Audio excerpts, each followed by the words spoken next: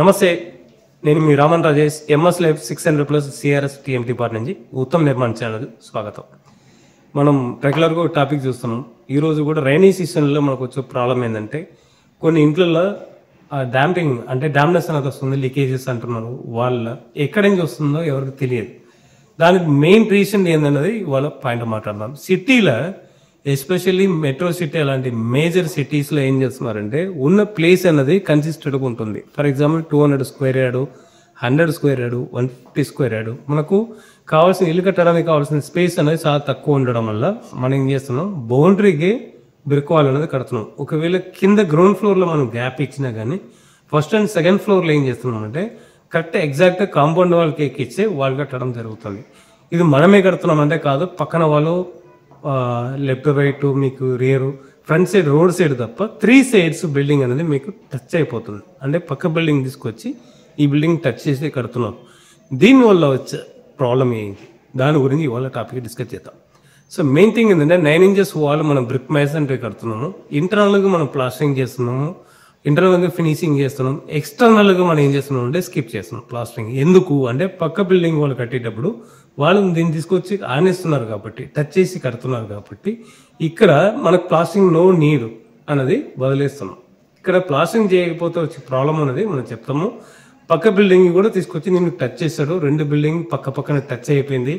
టాప్లో మీకు పారాపెట్ ఇద్దరు కూడా టచ్ చేసి కడుతుంటారు. రైనీ సీజన్లో మీకు ఆ పారాపెట్ ఎక్స్పాన్షన్ జాయింట్ లేకపోవడం వల్ల ఆ ఇన్బిట్వీన్ గ్యాప్స్లో వాటర్ అనేది సీప్ అవుతుంది. స్లోలీ చిన్న చిన్న డ్రాప్స్ లోపల సీప్ అవుతుంది. ఇది ఇమీడియట్గా మీకు రిఫ్లెక్ట్ కనపడదు. ఒక 5-6 ఇయర్స్ తర్వాత ఈ వాటర్ ఎక్కడైపోతుందో లోపల స్టాగ్నెట్ అవుతుంది. స్టాగ్నెట్ మీన్స్ ఏంటంటే ఇన్బిట్వీన్ గ్యాప్స్లో అక్కడక్కడ అక్యుములేట్ చేస్తుంది. మన ప్లాస్టింగ్ చేయలేదు, వాటర్ అనేది కిందకి జారిపోతుంది కంప్లీట్గా. ఈ బ్రిక్స్ 2 పక్కల బ్రిక్స్ ఉంది కాబట్టి ఈ బ్రిక్స్ 2 సైడ్ ఉన్న బ్రిక్స్ కూడా మీకు వాటర్ మొత్తం అబ్జర్వ్ చేసుకొని మొత్తం వెట్ అవుతుంది. వెట్ అయినప్పుడు లాంగ్ టర్మ్ ప్రాసెస్ ఏంటంటే ఫంగల్ కూడా ఫామ్ అయిపోతుంది. ఫంగల్ ఫామ్ అయిన తర్వాత అడిషనల్ వాటర్ను కూడా లోపల అక్యుములేట్ చేస్తుంది. ఈ వాటర్ ఏం చేస్తుంది, సర్టన్ పీరియడ్ తర్వాత మీకు అక్కడ అక్యుములేట్ అయ్యి మాయిశ్చర్ అనేది ఎక్కువ అయిపోయి మీకు 9 ఇంచెస్ వాల్ కూడా డాంపింగ్ చేసి ఇన్సైడ్ ఆఫ్ వాల్ పెయింటింగ్ కూడా పీల్ అవుట్ అవుతుంది. పెయింటింగ్ ఫస్ట్ ఇనిషియల్ స్టేజ్ ఏంటంటే పెయింటింగ్ పీల్ అవుట్ అవుతుంది. నెక్స్ట్ ప్లాస్టరింగ్ కూడా డ్యామేజ్ అవుతుంది, ఫంగల్ వస్తుంది. చాలా మందికి ఎక్స్పీరియన్స్ ఉంటుంది సిటీలో. ఒక 5-6 ఇయర్స్ 10 ఇయర్స్ తర్వాత ఓల్డ్ బిల్డింగ్స్ అనేది చాలా మందికి ఈ ప్రాబ్లం రిపీటెడ్గా వస్తుంటుంది. ఇది వాటర్ ఎక్కడి నుంచి వచ్చిందని మాత్రం ఎవరికి ఐడెంటిఫై చేయలేకపోతున్నారు. ఒక మెయిన్ ప్రాబ్లము ఈ వాటర్ను అరెస్ట్ చేయాలా, ఎలా చేయాలా, ప్రికాషన్ కూడా మనం చేయాలా. సో తప్పదు, మన సిటీలో స్పేస్ లేదు. స్పేస్ లేనప్పుడు మనం 2 వాల్స్ దగ్గర తీసుకొచ్చి టచ్ చేసి కట్టాల్సిందే. సో దీన్ని మనం ఏం చేయడానికి లేదు, ఎందుకంటే ఉన్న స్పేస్ మనం యూటిలైజ్ చేయాలి కాబట్టి మనం కాంపౌండ్ వాల్ని తీసుకొచ్చి టచ్ చేసి కడుతున్నాం. బ్రిక్ అంటే అవుట్ సైడ్ పార్టిషన్ వాల్లో కూడా. దీన్ని స్టాప్ చేయాలంటే మనం ఏం చేస్తే బాగుంటుంది. మెయిన్ థింగ్, మన ఇల్లు కడుతున్నప్పుడు మన వాల్స్ మనం బిల్డింగ్ గురించి సెక్యూర్ మాత్రమే ఆలోచన చేయాలి. పక్కన వాళ్ళు తీసుకొచ్చి ఏం కడతారని మనం థింక్ చేయొద్దు.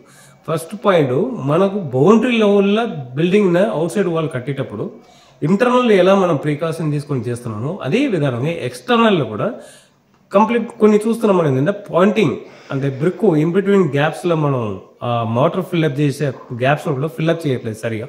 లోపల వాటర్ పోవడానికి మంచి స్కోప్ ఉంది.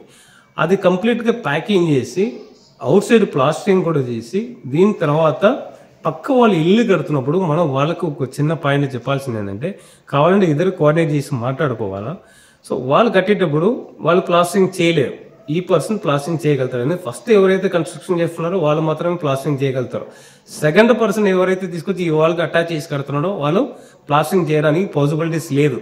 బట్ 100% ఫస్ట్ చేసే వాళ్ళకైతే సీప్ లేకుండా మనం అరెస్ట్ చేయడానికి ఉంది. సెకండ్ పర్సన్ చేసేటప్పుడు అరెస్ట్ చేయడానికి లేదు. బట్ 100% దాన్ని మనం అరెస్ట్ చేయగలుగుతామంటే లేదు. సో ఒక పాసిబిలిటీస్ ఉంది. 2 వాళ్ళకి మధ్యలో మినిమం 1 ఇంచెస్ గ్యాప్ అనేది మెయింటైన్ చేయాలి. అది ఎలా పాసిబుల్ అవుతుంది? 1 ఇంచెస్ గ్యాప్ అన్నప్పుడు అది పాసిబుల్ కాదు. కానీ ఇక్కడ ఒక పాసిబుల్ ఏముందంటే, మాస్టిక్ ఫర్ ఎగ్జాంపుల్ చెప్పాలంటే ప్లాస్టిక్ మాస్టిక్ కావచ్చు, లేకపోతే థెర్మోకోల్ సీట్స్ కావచ్చు, ఇలాంటివి తీసుకొచ్చి 1 ఇంచ్ గ్యాప్ అనేది మెయింటైన్ చేసి ఆ మాస్టిక్ మ్యాట్ అనేది మిడిల్లో పెట్టేసి out side wall second person ఎవరైతే కడుతున్నారో ఆ వాల్ తీసుకొచ్చి ఆనిస్తే ఒక 90% సెకండ్ పర్సన్కు సీపేజ్ పాసిబిలిటీ అనేది తక్కువైతుంది. ఫస్ట్ పర్సన్ ఎవరైతే కట్టాడో తనకు ఎటువంటి సీపేజ్ ప్రాబ్లము వాటర్ డ్యాంపింగ్ అవ్వడానికి పాసిబిలిటీస్ అనేది లేదు అనేది ఈ విషయంలో మనం చెప్పదలుచుకున్నాం. మ్యాక్సిమం ఈ ప్రాబ్లమ్స్ అనేది సిటీలో కంజెస్టెడ్ ప్లేస్లో ఇల్లు కట్టే వాళ్ళకు రిపీటెడ్గా జరుగుతుంది. ఇది మన మైండ్లో పెట్టుకుని మనం చేస్తే మనకి ఈ ప్రాబ్లం అనేది రాకుండా మనం చేయవచ్చు. ఫర్దర్గా మనం చేస్తున్న చిన్న చిన్న వీడియోస్ మీకు రావాలంటే మన ఛానల్ సబ్స్క్రైబ్ చేయండి, లైక్ చేయండి, షేర్ చేయండి.